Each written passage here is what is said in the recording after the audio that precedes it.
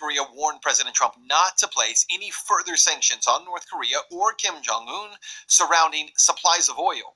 To do so, he says, would be perceived as a declaration of war.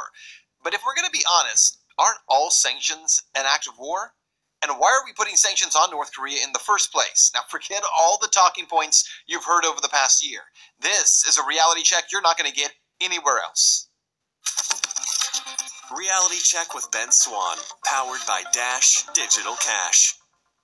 Well, Moscow's envoy to North Korea says that any more sanctions on the country's oil supply would be perceived as a declaration of war. He went on to tell President Trump this, quote, "If the supplies of oil and oil product are stopped, it would mean a complete blockade of the DPRK, North Korea." According to newsbreakouts.com, before Christmas, the UN Security Council unanimously voted to cut exports of gasoline, diesel, and other oil products by 89%. In fact, the Express UK reports that right now, the current UN sanctions cap the oil supplies at 540,000 tons from China and 60,000 tons of refined oil from nations labeled as a drop in the ocean. Now, you know right now that the war of words between President Trump and Kim Jong-un have been intensifying for almost a year, and so have actions by the U.S. For instance, in November of last year, President Trump and Secretary of State Rex Tillerson, they argued that North Korea deserved to be back on the list of state sponsors of terror. Why? Well, because the North Korean government is reported to have assassinated a North Korean citizen, Kim Jong-un's own half-brother. Of course, that says nothing about Washington's own program to assassinate U.S. citizens like Anwar al-Awlaki and his 16-year-old son under President Obama, and then later al-Awlaki's daughter under President Trump. So North Korea is officially a terrorism-sponsoring nation, according to the Trump administration, because Kim Jong-un killed a family member. Meanwhile, Saudi Arabia has killed 10,000 civilians and injured 40,000 more since 2015, and no one says a word. In fact, the U.S. government has just announced it will sell Saudi Arabia $7 billion in more weapons.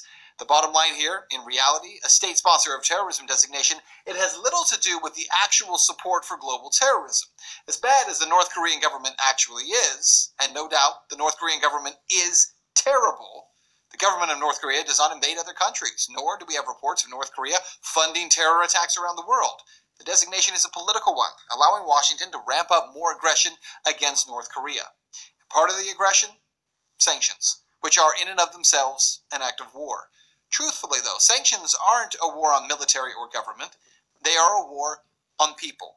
At the State of the Union address, President Trump said this: "North Korea's reckless pursuit of nuclear missiles could very soon threaten our homeland.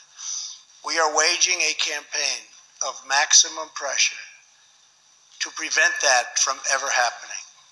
Past experience has taught us that complacency and concessions only invite aggression and provocation.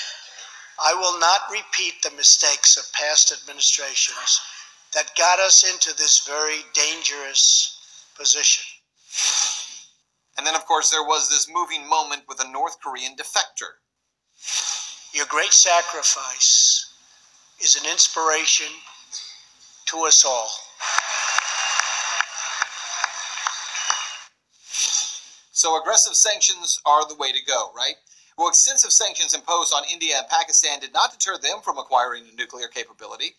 Economic pressure by the U.S. in the 1970s, it did not convince Turkey to remove its troops from Cyprus. And U.S. sanctions against Russia under the Obama administration did not even seem to faze that country.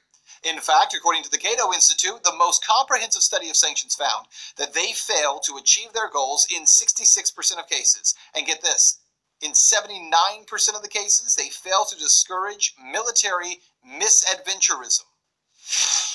And why that is what you need to know. Because in reality, sanctions don't hurt the most powerful, most connected, wealthiest people in a nation, who, by the way, are the ones who actually control militaries.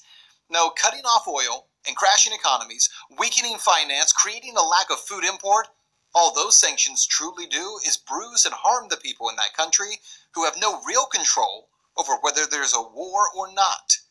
That's Reality Check. Let's talk about that tonight on Twitter and Facebook. Hey there, guys.